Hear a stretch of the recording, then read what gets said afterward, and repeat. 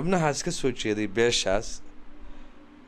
waxa ay isla qaateen cali khaliif iyo xasan abshir faarax iyo rag uu ku jiro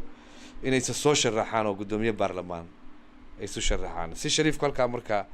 madaxweyne uu noqdo ama ra'iisul wasaare uu qaato aradii ka kacday halka waxa ay keentay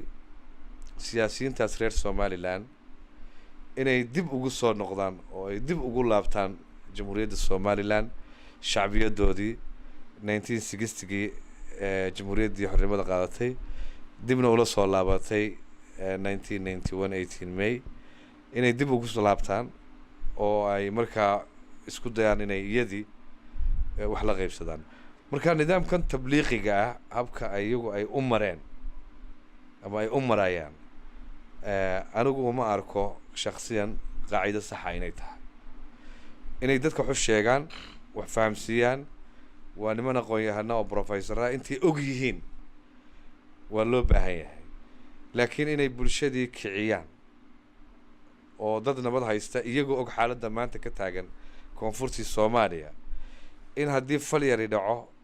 ay buunbuuniyaan ereyga aadkaan ula yaabay waxa weeye Somaliland la wada leeyahay Somaliland waa la wada leeyahay waa la wada lahaa waana la wada lahaan doonaa annagu xuduudaha xariifyada bariga Somaliland baanu ka nimay intaan u jiri karo waad garan kartaan meel naga xagaysa ma jirto Puntland markii loo eego koonfurtii Soomaaliya halkaas aanu joognaa dawladihii kala dameeyay tan iyo maalintii ay qaadatay xornimada Somaliland waxa naga soo gaaray ma jiraan tan xildhibaanka hadaan soo noqdo sharciyadu qof walba way ka weyn tahay ama madaxweynaha haw ama waxa weeye gudoomiye baarlamaan haw ama waxa weeye gaardina haw wanaaba title-ka doonto sidoo sharciyadu iyada ka weyn qofka marka maadaama sharcigu qofka ka weyn yahay arrinta xildhibaanka waxa weeye hay'adihii sharciga ayaa ka doodaya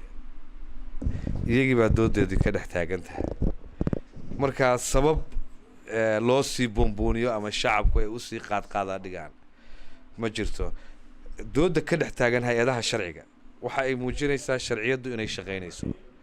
muhiimadda loo baahan yahayna waxa weeye in sharciyadu shaqeyso xildhibaanka hadalkiisu waxa uu ku soo beegmay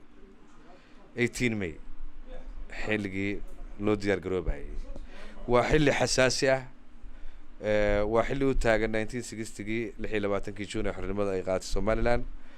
waa 18 May waa maalintii ay dib ula soo noqdeen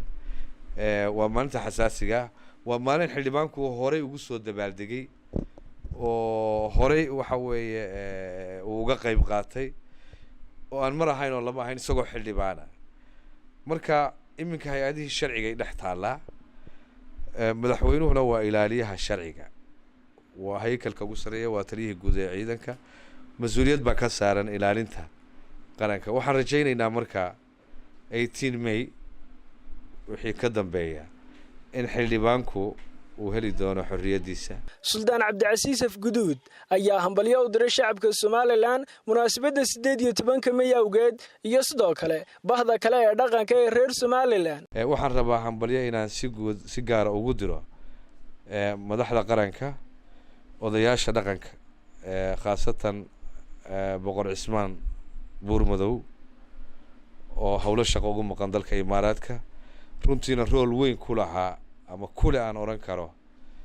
maalintan xuska 18 May waxaan aad ugu mahad celinayaa sidii wanaagsanayd uu uga hadlay dhacdooyinkii isagoo dalka ka maqan